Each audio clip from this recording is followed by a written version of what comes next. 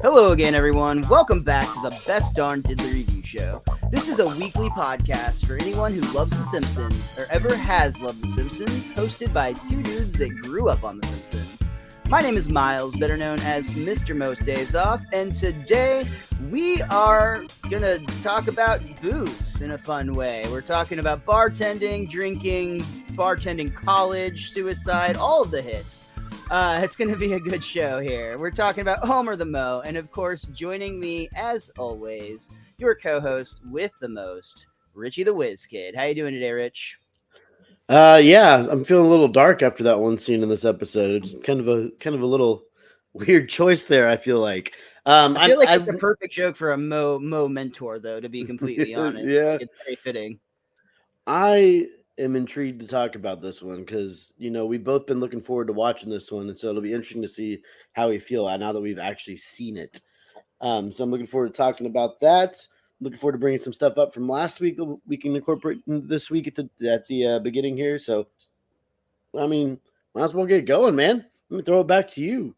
The man, the myth, the Morlock. It is Miles.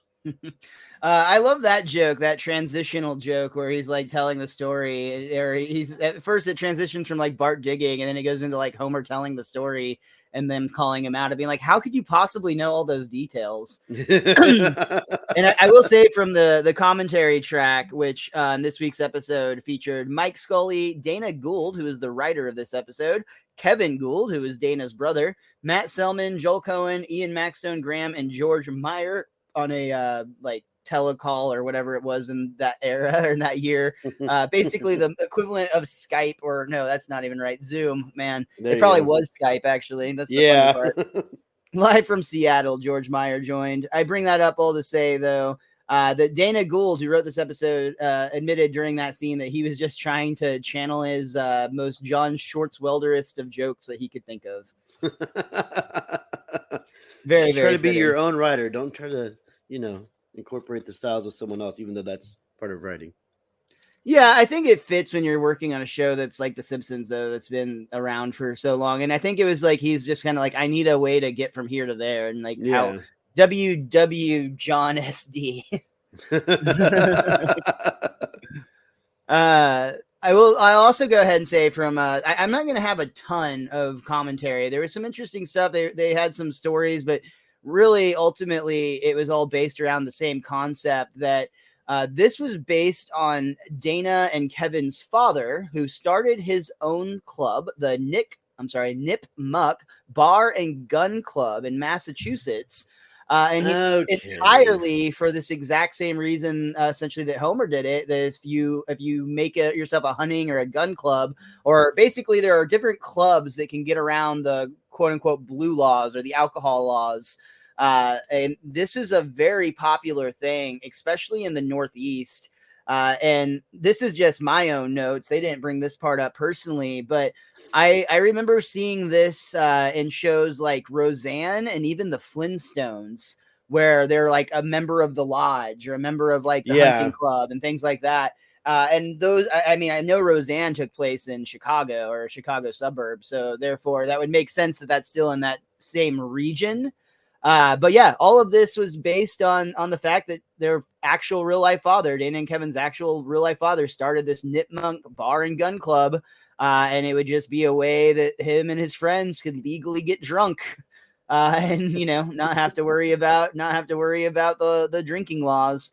They also have several stories from just remembering as kids. It'd be something like, oh yeah, Dad's going to go to the gun club. And the kids would always be like, we want to go. That sounds awesome. And it took them many years until they got a little older before they realized like, oh, we couldn't not go because there were guns. We couldn't not go because it was just a bunch of dudes getting drunk. There were really very little guns involved.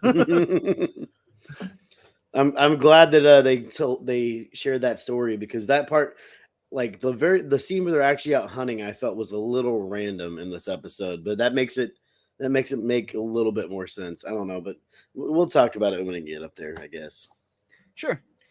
So we will go ahead and backtrack a bit and tell you that this episode originally debuted on November 18th in the year 2001. The chalkboard gag is a burp in a jar is not a science project.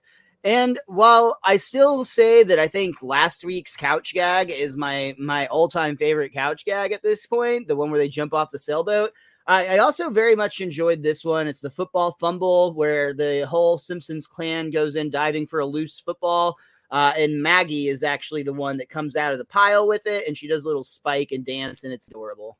And I think we've seen this one before. I do believe that this is a repeat. I would agree with that.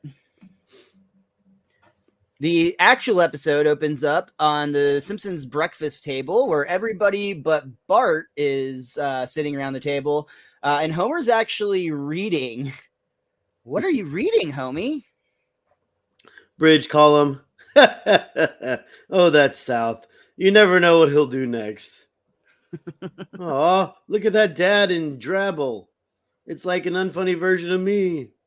I like that they're I think they're just basically roasting this random comic strip for what it's worth, but I really like this next line where Lisa's like, where's Bart? His Mountain Dew's getting flat, which feels very, very appropriate for Bart at the time. And definitely I was a Mountain Dew drinker as a child and still occasionally a Diet Dew drinker today. Ooh, all right. Well, in this particular reason, since he's not drinking his Mountain Dew, Marge says he's outside digging, which is kind of weird. I love Homer's response, though. He's probably digging for drugs. There's no drugs out there. Oh, yeah, no, of course not. What is Homer hiding? Drugs. Oh, yeah, I meant what specifically, though. I know. They go and see Bart is in fact digging a huge hole in the backyard. And when they ask him about him, he responds, yeah, I'm digging a hole. Why? To make a hole. A hole for what? For more digging. Okay, then. Yeah, it's very strange because there's really not any explanation to what's going on here. And you can kind of see that they do a transition shot where a lot of time passes. And then Homer walks up and he's like, oh, very he's trying to pretend like it's just like a casual encounter, essentially. They just happen to come across each other. Yeah. Hello, young man. Beautiful day for digging, isn't it? Yep. Yeah. Digging for anything in particular? Nuh-uh. So I guess you wouldn't mind if I was to dig a hole of my own. Go for it. Well, maybe I will. What's stopping you? Very little. And then he actually gets his own shovel and they start scooping as well. But I think it's maybe 2-3 shovels tops before he's clutching his chest and yelling, oh God, as he runs in screaming, where's the defibrillator? Then yelling, clear! Bzz! And then he walks out with a look of relief on his face. This thing pays for itself. I'm just glad he knows when he's actually supposed to shock himself. That's a tricky situation to be in there. Right. Yeah, also that whole clear thing, that's not real. That's I mean, I know it makes for good television, but that's not actually how those things work. But it's still fun. Thank you for being very clear on that. Thanks. Yeah, dude, if you're not tuning in this show for medical advice, I don't know why you're here. I mean, if they make it up on all the television shows, by default, we're a better source of medical information. 2 greatest words in the English language right there, my friend. Default. So Bart's hole continues to grow, and they list him as Dr. Kaufman. You're an awful human being, but it's fine. The hole that Bart is digging gets bigger, much like the one that I usually dig myself into with my words. So they bring in who we assume is a psychiatrist or psychologist. It's in the script here. He's listed as Dr. Kaufman. And they introduce him. They're like, this is like a special doctor of words or something of that nature. Mm-hmm. When he asked Bart if people are fighting in the household, is that why he's digging? It's really not listed here at all, but yeah, he's basically trying to pry for family conflict, causing him to have this irrational reason to dig. But Lisa is finally trying to talk some sense into her brother, and she's like, "If you keep this up, you're going to dig all the way to China." And that's where we get a satellite pan out where we actually see that China is observing Bart too. With their pagoda-shaped satellite. Yeah. Yeah, this is a very interesting little scene. We cut to some Chinese soldiers who are all talking and monitoring the situations. One of them's like, those inscrutable Americans, what are they up to now? I will stop them. I am strong. I am the great humongous. Yeah, we all know you're the great humongous. Well, I'm just saying. Yeah, you're always just saying. Homer, is this story going anywhere? And that's where we cut to Homer is now just telling this story. I will say this is a fantastic way to like cut from one scene to the next because they're literally calling him out. Homer's like, yeah, eventually I become king of the Morlocks. But Morlocks are from the future. Hey, are you calling me a liar? Wait a minute, Homer. If it's true, what about all the stuff you weren't around for? Lenny even chimes in. How'd you know the Chinese were spying on you? Oh, I just naturally assumed. Yeah, that's the stupidest story I ever heard. And I read this entire Sweet Valley High series. So we never get a closure on the Bart digging hole story. Literally, as far as we know, Bart is still digging to this day. So Moe is essentially there's like he says I'm getting tired of these shaggy dog stories, and then there's actually a shaggy dog that he like pushes out, and that's when Homer's like, geez, Moe, you've been real crank lately. You take that back. He puts a gun in Homer's face. Now you see, that's what I'm talking about. You're always pointing that shotgun at us and calling us dumbasses. Which we're so not. But can you blame me? Every day it's the same old routine. I serve you drinks, you yak on and on and on, and I never get one stinking tip. And he points to a tip jar that's just a dirty jar with a piece of masking tape on it that says tips with a single spider hanging from a cobweb. That's going to be important in this story, Miles. Maybe we tip you if you'd smile once in a while. And Moe attempts to stretch his mouth into a grin, but everybody agrees that he should just not do that. And we've seen Moe smile before in recent seasons. But I like that they point out that he's been kind of a grumpus lately, because if you remember in our episode last week, we were complaining about those few little lines that Moe had where he felt like it was just, he is oddly like standoffish and a little bit angry. And I steal now. Yeah. Stuff like that. Yeah. I kind of like that they, I don't know if they did this on purpose, but it's almost like a precursor to this moment, which I know makes absolutely no sense, and I'm reading too much into it. But continuity-wise, it checks out, so I kind of like that. No, honestly, that's a kind of a cool idea or a cool note that you made there, because I did not think about that. But you're right. There have been a couple of times over the last I guess we shouldn't count the Treehouse of Horror episode, but, at least last week, for sure, there definitely felt like a little bit of disgruntled Moe action happening. Yeah, absolutely. Yeah. So we see that Moe, there is a funny line here that we missed where Moe says that he hasn't genuinely smiled since he speared a rat with an ice pick, which is always a good time. He wishes that he still had the passion from his college days at Swigmore University. And I love this line here because there's a full-size painting of Swigmore University on the wall that we have never seen before. And the guys at the bar take notice. Gee, when you talk about that school, your voice fills with what do you call it? Human feeling. Yeah, maybe you should, what's the expression? Go back there. What's the word I'm searching for? Yeah. A trip to the alma mater might rekindle my love of getting people loaded. I love that. They all basically try to do the thing of like, I don't know what I'm trying to say. And then they say something like very obvious, but, and explain. It's not like a word they're missing. It doesn't have it in the script that when they actually like make notice of the painting, and that's the line that you said that you were liking, I believe. Yeah, I was about to backtrack on that. They skip it here, unfortunately. But basically, Lenny or Carl or somebody points out, they're like, hey, that's weird. We've never seen that. Didn't you just put that painting of your school up last week? And Moe says something to the effect of like, yeah, it's real convenient for my point that I'm about to make. Yeah, exactly. It was a really funny line. And I will also say, IMDb points out that Swigmore University is a real parody, school. Yeah, it's a parody of the real school Skidmore College. Oh, okay. Yeah. That sounds more believable. As well as the professor that is working at Swigmore University is based on a professor named Charles W. Kingsfield Jr.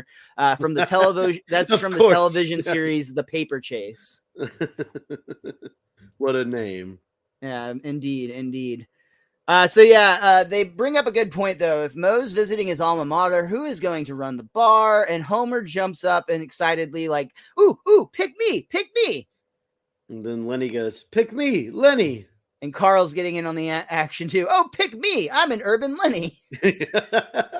Look, I don't want to start a tinkling contest here. Or do I? And we cut to behind the bar where Homer is zipping up his pants and doing his classic woohoo. Don't look so proud. That was Win assisted. So I'll be honest, whenever I first watched this and heard it back for this review, I heard tickling contest. I did too. I heard that too. Very different. Yeah, I actually heard that too, and I go, I don't remember this. I'm guessing, and I don't know for certain. They didn't mention it, but I am guessing that line was originally written as pissing contest. You think they had to change it or alter it a little? That would make sense. Just because pissing contest is something that is like a common like idiom, like it's something that people say often. But Fox might not like it. Right, exactly. Interesting. But even if it was wind assisted, Homer does in fact pee further than the other men, which gives him, of course, the right to run the bar. And Moe is laying down some final instructions on him. And if anyone wants potato chips or anything fancy, tell them to go to hell. Can do. Now, you don't worry about a thing. And as soon as he's like behind the bar, Homer immediately pulls the beer tap and is like giddy about it as it rushes to the floor. Hey, what are you doing? I got to pay for that. No, Moe, you've got it all wrong. People buy beer from you. And Moe's just got that like, whatever. Right. And he does kind of just have like a little bit of fuck it in his face. And he walks away from the bar, and I think it's like a couple of paces before there's literally an explosion. And when Moe runs back indoors inside, Homer's just kind of nonchalantly like, hey, I thought you said you had to go. Yeah.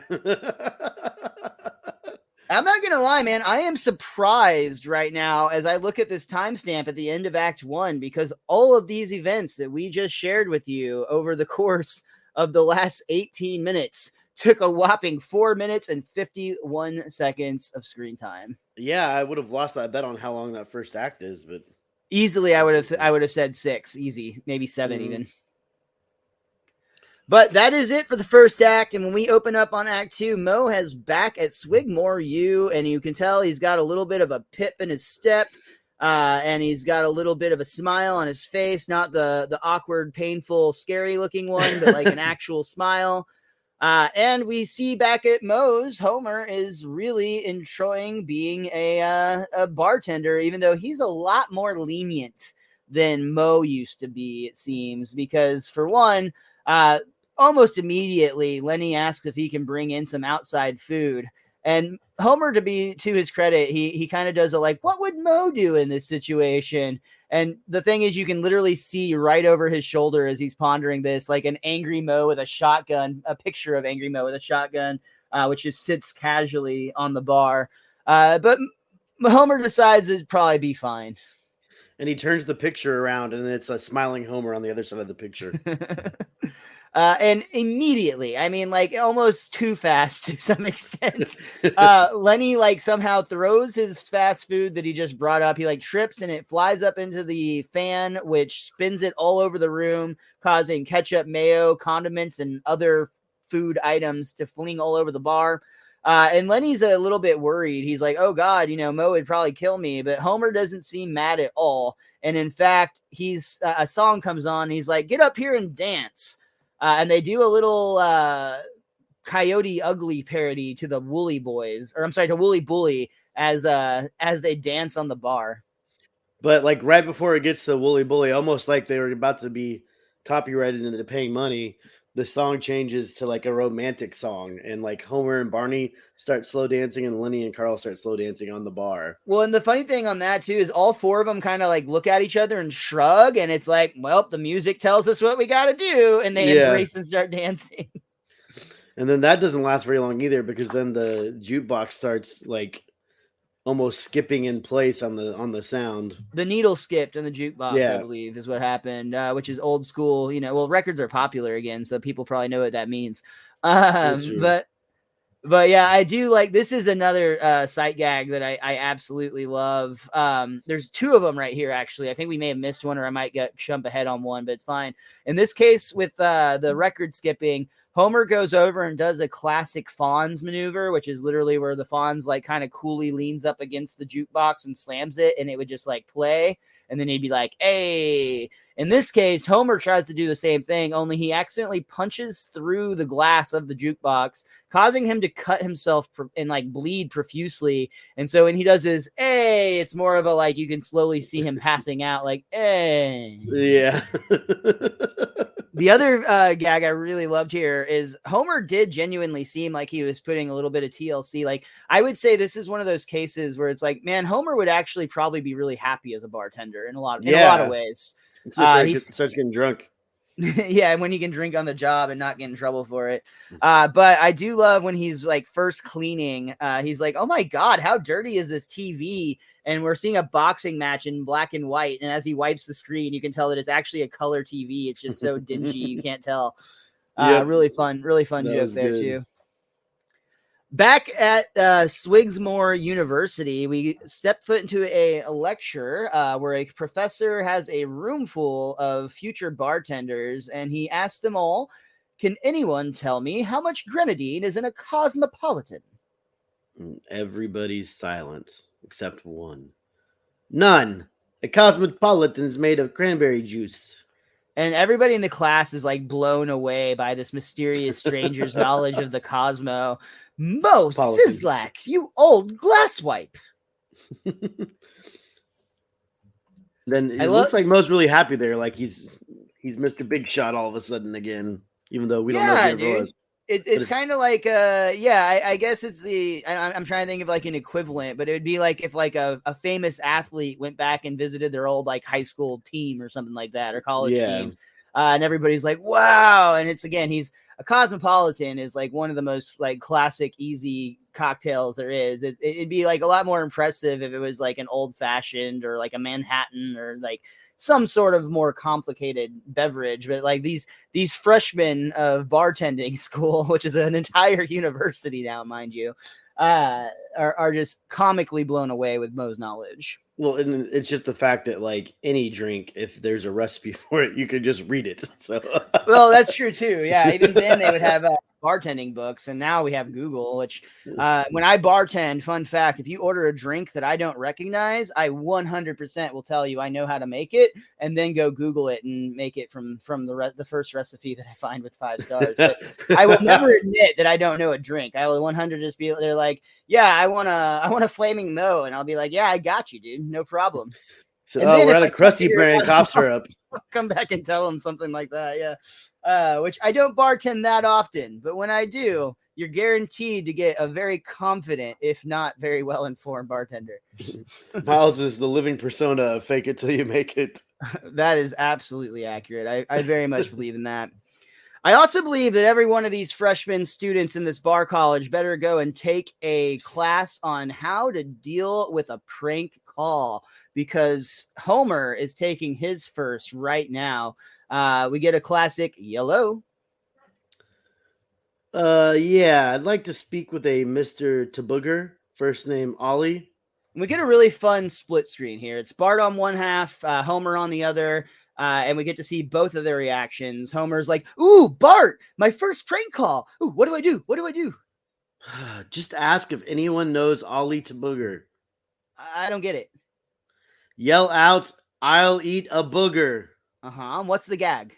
Forget it. Click. And Homer's legit ignorance and stupidity is just very frustrating to Bart because he does not understand how this whole concept is supposed to work. And it's just very funny that he immediately recognizes Bart. Like, there's no mystery here. And they haven't done one of these in a long time, but it's very classic Simpsons for Bart to prank the bartender. Yeah, but it's great that it doesn't work. Like Homer wins the battle. Yeah, exactly. Without knowing it. Back at Skidmore, Moe is having a heart-to-heart with his professor where he confesses that he is burned out.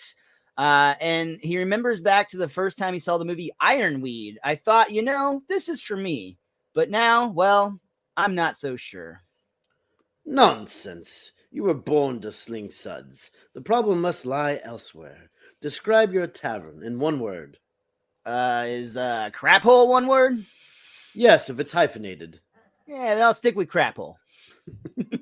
Well, no wonder you're depressed. Working in that environment, if you want my advice, beautify your hole and you'll beautify your soul. That's good advice, everybody. Beautify your hole and it'll beautify your soul. How's with his words? Nice hole, nice soul. And they're kind of like, this seems like a really sweet moment because Moe and the professor are actually like sitting by a pond, looking out over a pond. I'm sitting by a pond looking out at a sunset as it reflects off this pond is what I was trying to say. They're having this beautiful moment where it seems like the professor is kind of inspiring Moe. And then the professor lays this line on him. Look at that pond. Why doesn't water sparkle so? I'm dying, Moe. Is there anything I can do? No, unless you have a cure for cancer. Do you have a cure for cancer? Because that would be great. I'm sorry, Professor. Goodbye, Moe. Bye, Professor. And the professor just very calmly in this moment starts to walk slowly into the pond. And then he literally just disappears underneath it. His like head goes under. And Moe is still calling out, hey, don't you want to take your shoes off before you go swimming, Professor? Oh. And he basically realizes what he just witnessed. And he just slowly walks away from the scene. Yeah, it takes a quick dark turn in this one. It goes real dark real fast, yeah. But for as dark as Moe's storyline just got, Homer's could not be more the other way. They are literally having the time of their lives. Homer's singing. He's walking down the street, excited to go open up for the day. Again, this is one of those times where you see that this is a job that Homer could have been really happy doing. I'm walking down the street, gonna open Moe's bar. I'm singing what I'm thinking. Hey, look at that dog. I don't know why I did that to some song that is not the one that I'm supposed to be singing to the tune of. I don't remember what the actual one is now because that just ruined my brain. Dibby-dop-dibby-doo. I don't know. I just messed that up bad. But there's a song, and those were the lyrics. That was the remix. Artist liberty there was taken on the singing of that song. Yeah, pretty sure that's covered under copyright law. I mean, as long as Miles never tries to audition for a musical, we'll all be fine. That's fair. I would not want to wish that upon anybody. Oh man, it's gonna be wild. Homer walks up to the bar and realizes it's being vandalized, and he assumes it's teenagers, so he rushes in to defend it. There's things flying through the windows. The TV is broken up front. He walks in and screams as he sees a group of people just tearing things out, including the bar itself. And he actually starts hitting Moe, who he assumes is a teenager, before finally realizing... 2x4. Yeah, he's like whacking him pretty good. And then Homer finally realizes that it's Moe, and he's like, what are you doing, Moe? My professor said if I prettied up this dump, it would renew my zeal. And it would look pretty, too. And now I want you to meet the guy who's going to help me bring Moe's into the 20th century. We then meet the character whose name must never be spoken, Formico, the Dean of Design. Hi, Formico. And that's where he's like, my name must never be spoken. Sorry. He seems nice. The good news here is that Moe now genuinely seems happy again. Like there is legitimately a renewed zeal from this trip. The trip to his alma mater did everything that you would hope it would, essentially, or so it seems so far. Homer, on the other hand, is realizing that there's now a void in his life that bartending was filling, because he's back at the Simpsons breakfast table where all this, or I guess dinner table in this case, where this episode all started. And he's still trying to be a bartender. He's like offering to top off Bart's drink, which he's just like, leave the bottle.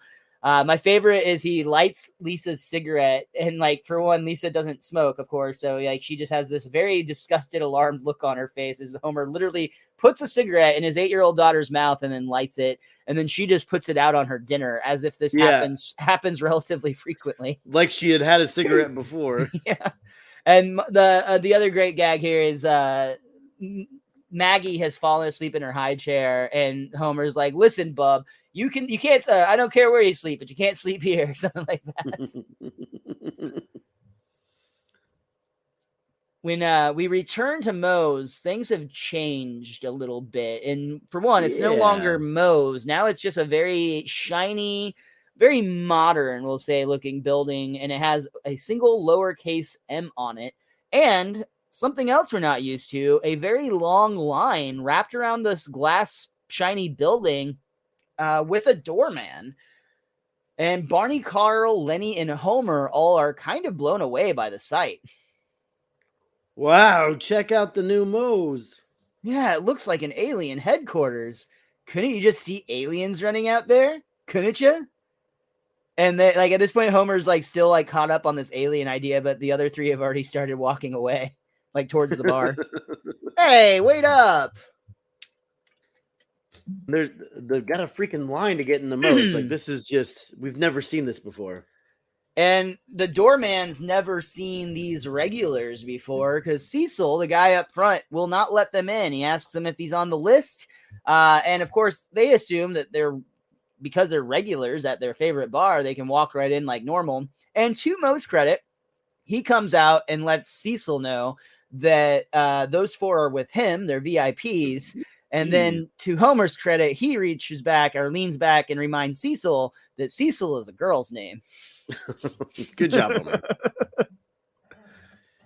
If you thought that the outside of the bar looked different, like an alien headquarters as Homer did, the inside looks even more that way, because it's very po-mo, as Moe puts it, which is postmodern or weird for the sake of being weird.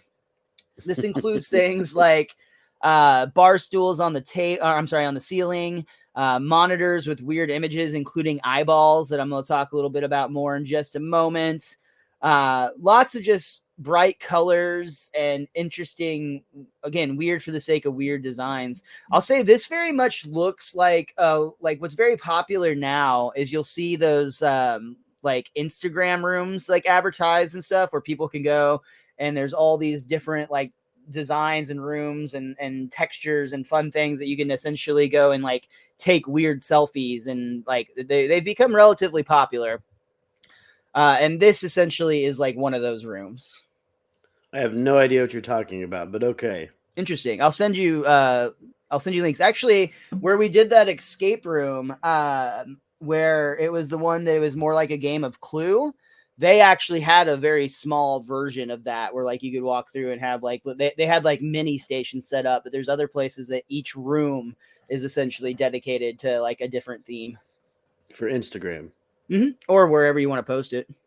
Weird. Okay. People like taking pictures of yourselves nowadays, man. That's just like the way of the world. Yeah. We're all obsessed with ourselves. Some of us record 6 years worth of a podcast that very few people listen to. And boy, howdy.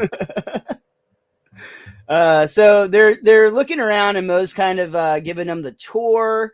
I like Lenny's line. Wow, this place looks like it's from the not too distant future. Yeah, you like it, Homer? And Homer's looking up at what seems like live rabbits wiggling or running in harnesses that they're dangling from the ceiling. And Homer's like, "Oh, the rabbits are cute." That one ain't moving. But Moe snaps, and he apparently has a rabbit guy who he orders to change number 7. I don't get all this eyeball stuff. What are they supposed to represent? Eyeballs? And this is where we learn that it's POMO or postmodern, or again, weird for the sake of weird, which instantly the guys are like, oh, yeah. From IMDb, and they did talk about this on the commentary a little bit as well.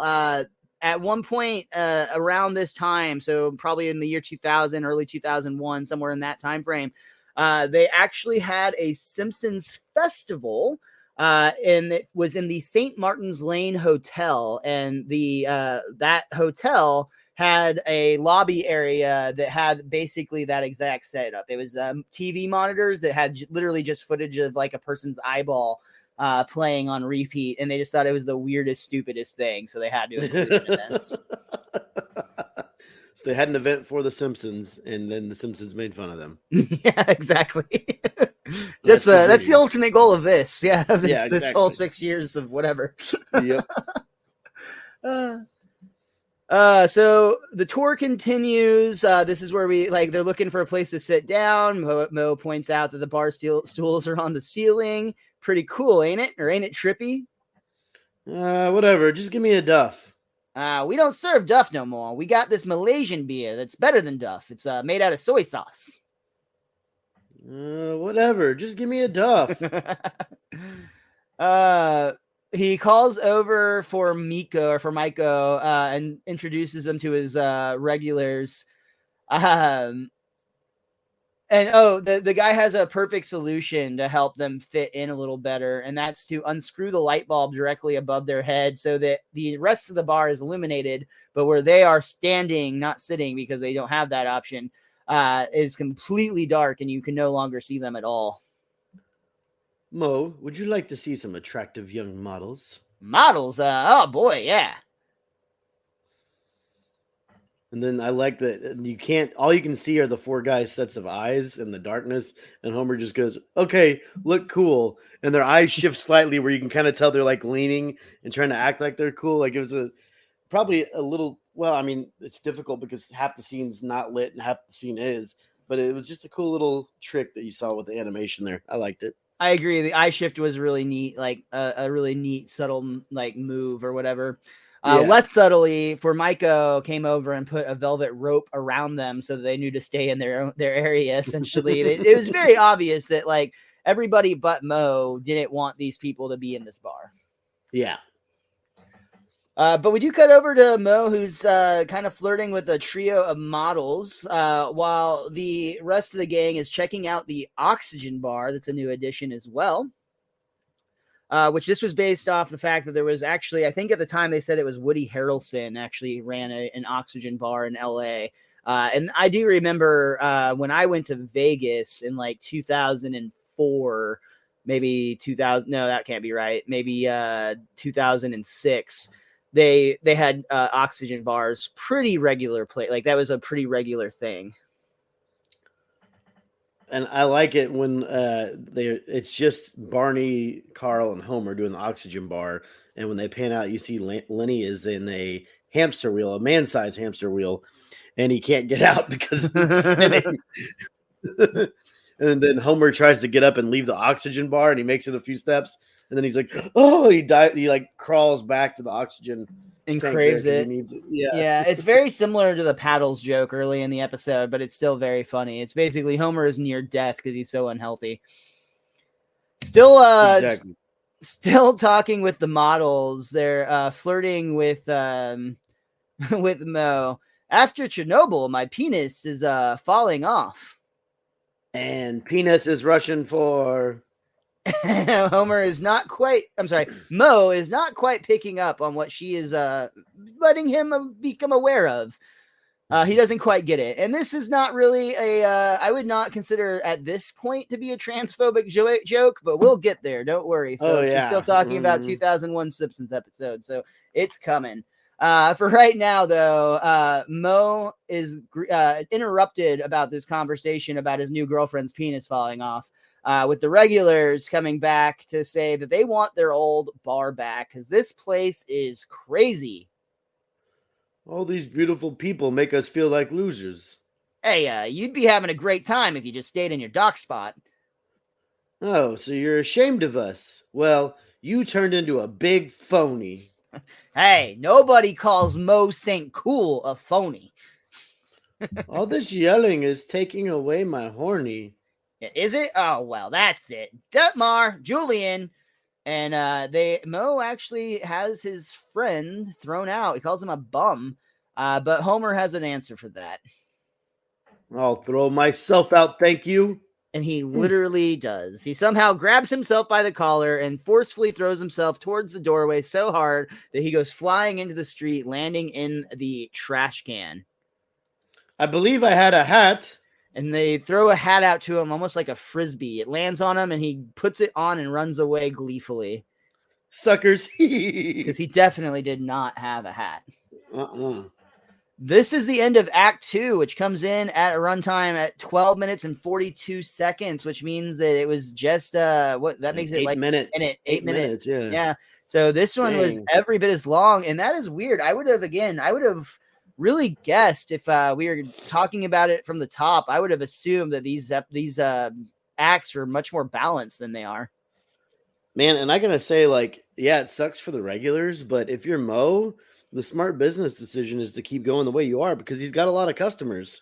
Yeah. I think that there's definitely a way that he could handle it without it being him being such an asshole. But ultimately, I mean, if you're running a business and that's the right business decision, if you have good friends, they're going to understand, and you guys can maybe go find a new place to hang out that is more your vibe. And to be fair, that's exactly what we're going to do. We see that Homer, at the start of Act 3, since he's lost his favorite bar, he's going to build his own tavern. It's pretty funny because we see him at first like nailing the bar up, which makes sense because it's made of wood. But then the next thing we see is him nailing a urinal to the wall, which is hilarious for many, many reasons, including the fact that would just crack the porcelain. And also, he's just going to have dudes pissing in his bar pretty open. I'd put up some sidewalls on that thing personally. And the fact that there's no plumbing for the urinal, so Homer, running a bar is a full-time job, and you don't even do your full-time job. Well, when I'm passionate about something, I see it through to the end. Homer is moving boxes, and we see a like half-built robot made out of like a bucket and some like spare parts sitting on the ground. Father, give me legs. And Homer just sweeps the thing away, like pushes it out into the street, where this is borderline emotional. Like it's not, but it's pushes the boundary because it's like this thing is clearly suffering. It's like dragging itself with its like half broom arm and like half, I don't know what it's made out of, maybe a vacuum cleaner hose. I'm not certain. But he's this pile of parts that is clearly like half-assed and unfinished is like desperately trying to like get to Homer, and he's just throwing them into the pile of trash. Honestly, it reminded me of a bigger version of Linguo. Oh, okay. Like, I can see the way that. It was talking and the way it looked. I just couldn't get that image out of my head.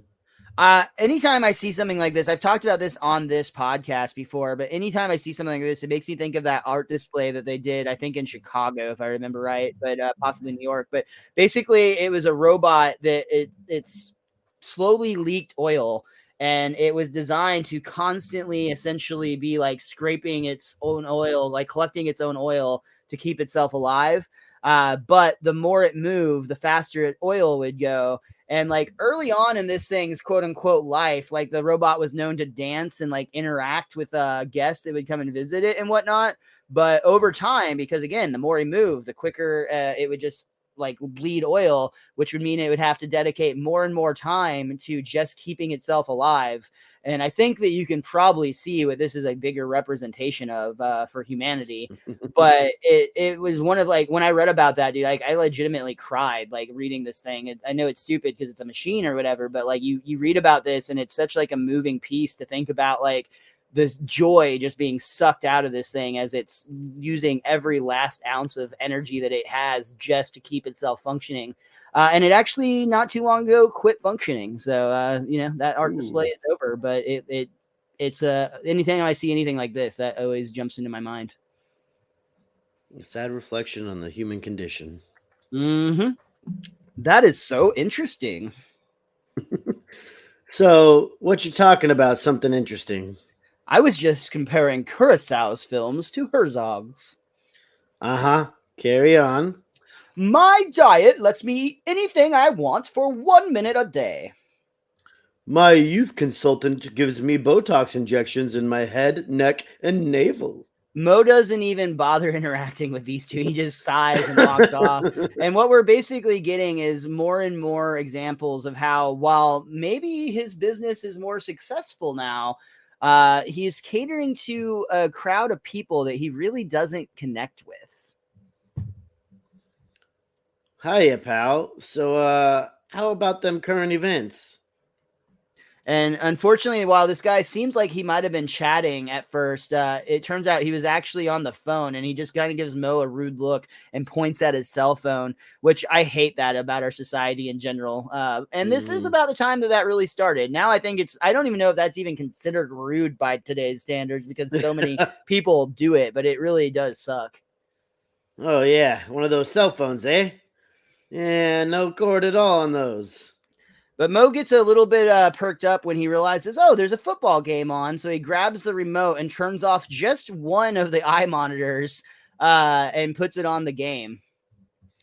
Hey! I was watching that. Come on. Unless you're being ironic, turn that off now. There multiple people in the crowd were saying the exact same things. Really weird animation choice, but it actually happened. Yeah. Oh, man. Yeah, so I do love that. Unless you're being ironic, turn that off now, which is just a very pompous thing to say, I guess. I don't know. Man, I did that at a bar one time where I was sitting with somebody eating dinner, and it was like the Mavericks playoff game was on, and they had like a random sports talk show on, and I don't even think they had the subtitles on. And I asked the bartender if they could change it to the Mavs game. He's like, sure. And they changed it. And it was the TV in front of me. So like there's like four TVs at the bar. And these people were like, hey, we were watching that. And I was like, really? Really? What were they talking about? We just like the way their mouths move. Yeah, exactly. Okay. Well, I'm watching Luca now. Sorry. Moe is starting to maybe realize the error of his ways in this moment as he picks up an old picture of his professor and is essentially kind of, I think, just talking to himself, really. But he says, I'm glad that you ain't around to see what a mess I made. Oh, but I am. And we get a ghost version of his professor floating around. What? You discarded your loyal regulars for a mob of soulless snobs. Well, at least the tips are good. Are they, Moe? Take a look. And just like we saw it before, the same dirty tip jar with masking tape that says tips and a single spider on its web sits on the bar, which it looks even more out of place in this modernized bar situation that he's made. But it hits Moe very, very hard as he realizes now, not only has he hurt his friends, he's also not actually improved his situation. Why are you mocking me? We're friends. Oh, right. Sorry. We cut back to Homer's bar, or I'm sorry, his hunting club, I should say, where they are all singing. This time it gives me to the tune of I Love Rock and Roll, which is very, very helpful script. I appreciate it. I won't drink at Moe's. Homer's old garage is all I need. I won't drink at Moe's because he's a big jerk and a she-male too. And there is our very homophobic joke. Just dated language is the situation here. That's a term that is obviously offensive now and probably was then too, but it just was more commonly said. Yeah, we're just going to move along from that one. I think that calls for another beer. Yeah. Barkeep. And we see a very disgruntled Marge behind the bar who is like, I thought this was going to be your bar. It's a family bar, right, kids? And we cut to Bart and Lisa, who Bart is washing glasses and Lisa's cutting lemons. And she's very upset and wants to go to bed. As soon as you finish cutting up those lemons. But you're not even using them. She's so sweepy, she doesn't even know what she's saying. Carl and Lenny like, oh, Oh, this is definitely child labor. I don't think this is legal, but maybe at a gun club. I don't know the laws. yeah, exactly. Back at Moe's bar, he's again realizing like just what he has become. It's like a scene in like any movie where somebody becomes really successful and then like they have that moment where they look in the mirror and they're like wearing a suit and they're like, man, I don't wear suits. What the hell is this? And then it's, you know who it is? It's Coach Gordon Bombay from the Mighty Ducks 2. That's the situation that we're dealing with right here. He has gone corporate. He let Henderson quality hockey parts like get into his wallet and change who he is as a person, and that's not cool. But Moe realizes it, and he actually tears off his like cool suit, and he has his like regular Moe clothes on underneath. Yeah. How could I toss my old friends? Go ahead. We're on each other's nuts today. Yeah, we're on top of it. How could I toss my friends out into the cold with no place to get liquored up? But as Moe's walking by Homer's house, he's very surprised to see a large bar sign, and it has a big crowd. And in fact, it makes sense on how Homer can drive home drunk all the time because it's literally like a block and a half. Yeah, that's true. He's not really rolling the dice too hard. Makes it even more embarrassing when he hits that tree. Homer has somehow managed to not only pack his bar out with regulars and everybody having a good time, he's got REM playing, and they are playing It's the End of the World as We Know It. Though I think I've got to say I might like Homer's lyrics better than the real ones, and I also can sing them because they're here. But I'm gonna let you take this one. Leonardo, what's his name? Herman Munster Motorcade. Birthday party, cheers us. Poker sticks and lemonade. Idiotic, stupid jerk. That's right, Flanders. I am talking about you. It's the end of the world as we know it. How'd you get REM to play at your garage? Yeah, I told them it was a benefit. They think they're saving the rainforest. Suckers. Which I love this logic, but it also just cracks me up because I think they would probably be on to the gag when they showed up and there's 6 people there and 2 of them are children. But the band starts talking about it at this point too, where they're not sure that Homer and his friends are billionaires. But then one of them talks about it's got to be true because a poor person wouldn't have a bar in his garage. Yeah, it's true, right? There's also a really fun scene where one of the band members is trying to pee at the urinal, but he's like bladder shy, and he asks for the other bandmates to come stand by him because he can't pee while Lenny's watching him. And Lenny like starts making small talk.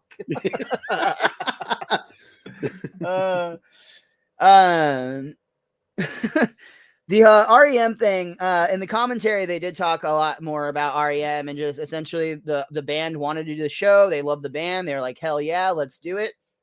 Though from this point on in the commentary, they largely talk about how the Who, when the Who played at the beginning of season 12, they like asked them to draw them with the original drummer, Keith Moon. And REM at this time also had like a new, like basically it wasn't the original REM anymore at this point, but they actually drew them with like the current band and not the original band.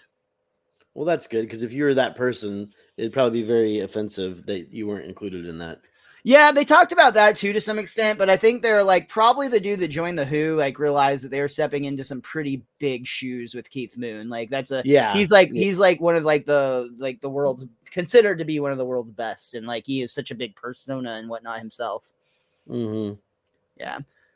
Moe is angry though. He comes bursting into what was going to be a good time otherwise, and he's like, "What the? You can't open your own bar." Seems to me I already did. But it's illegal. You can't run a bar in a private residence. Bar? I see no bar. This is a hunting club. And we see a sign that actually shows Homer's hunting club, which is permitted by state law.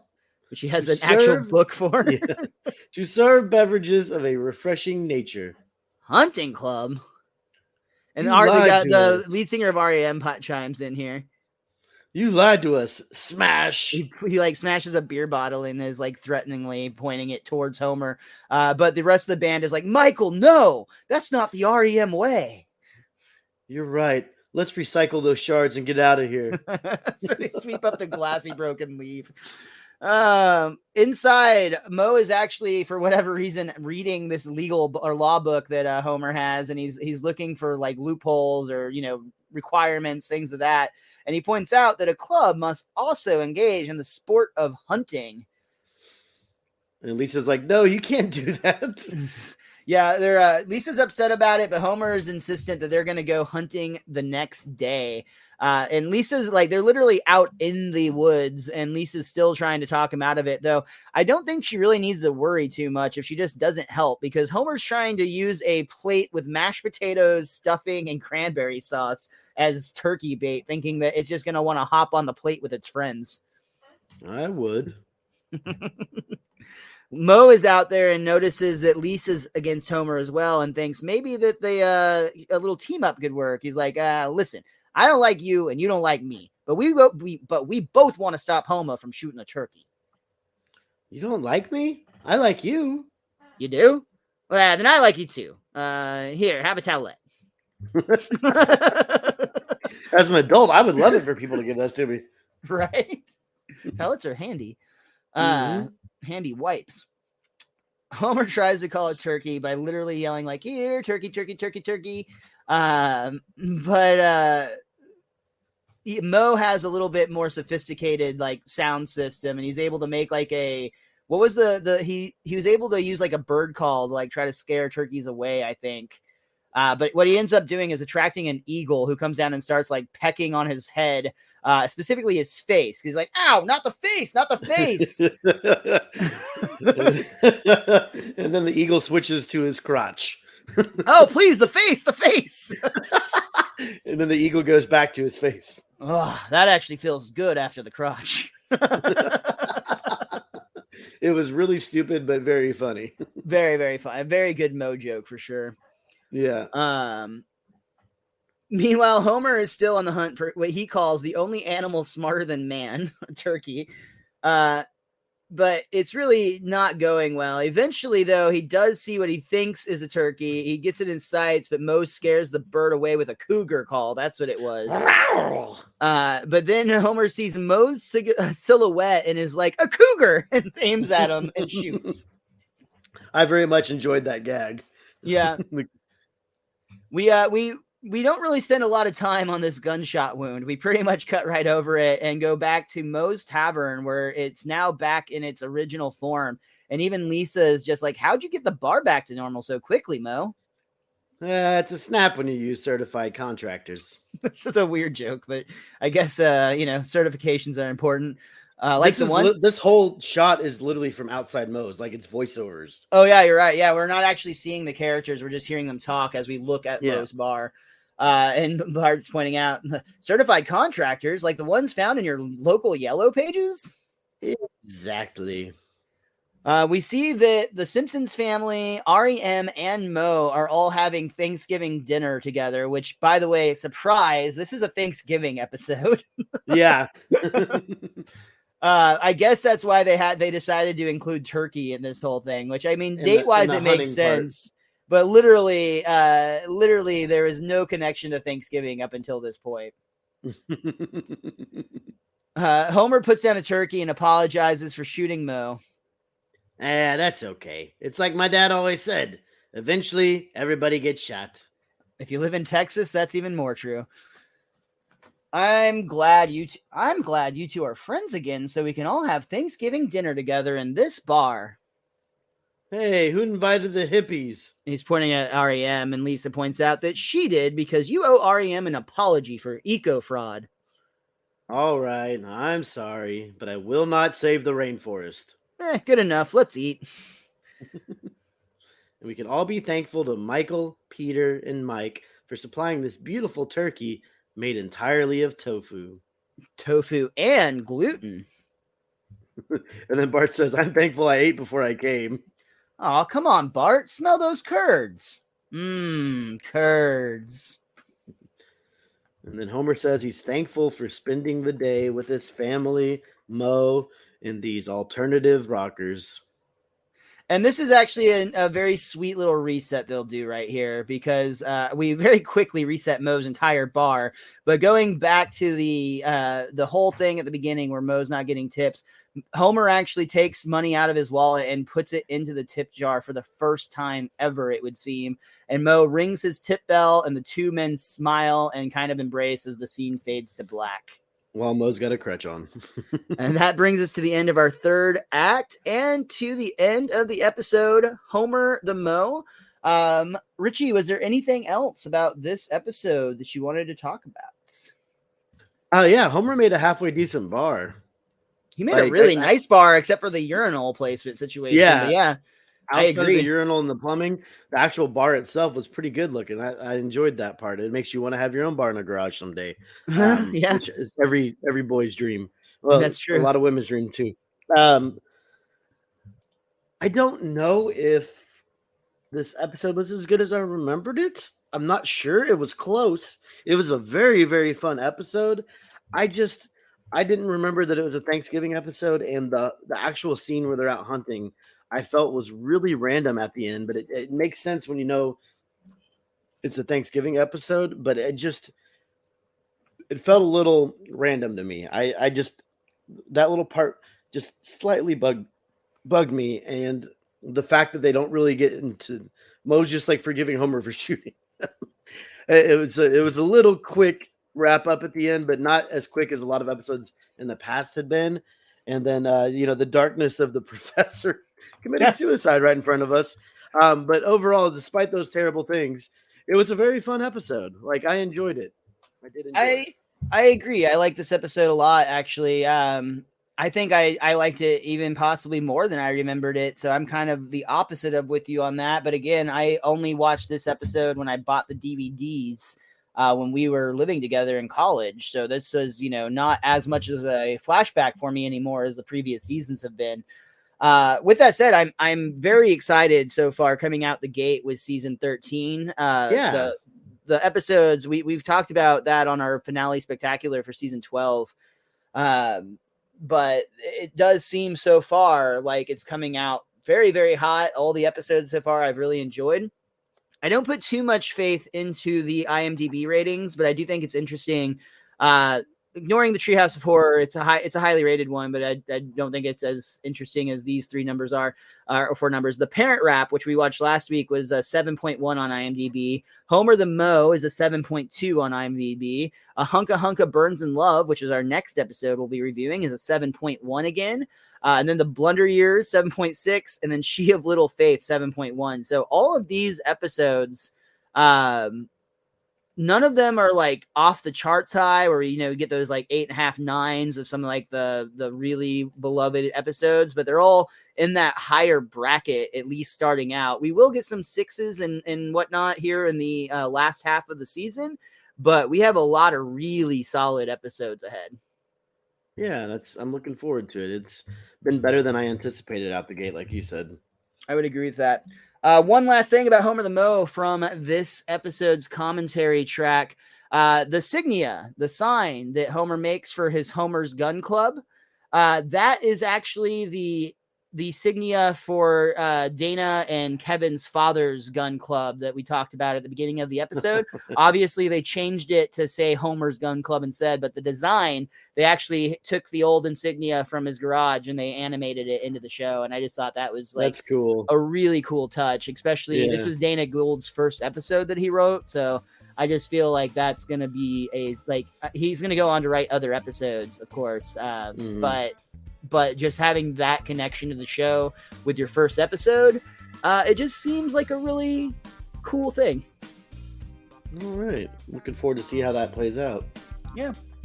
On that note, guys, it's a really cool thing that you listen to this show and tell your friends about it, that you follow us online, that you donate to our Patreon, that you talk to us about random stuff that you liked, didn't like, or thought was interesting from the episode. We love all of that stuff, and we urge you to continue doing that. Easiest place you can get in touch with us, Richie. You can follow Miles. I was going to say at the Wiz_Kid23, but he's actually at Mr. Most Days Off. You can follow me at @thewiz_kid23, but most importantly, follow our show. That's at Best Darn Diddly. That's DIDDLY. And thank you guys so much for listening, even if it's just for one episode. I hope it's for 6 years worth of episodes right now, but we appreciate it. We do. We really do. Come back again next week. Richie and I are going to be talking about a hunka burns in love. And doing a podcast is like a full-time job, and we don't even do those very well. So until next time, be cromulent to each other.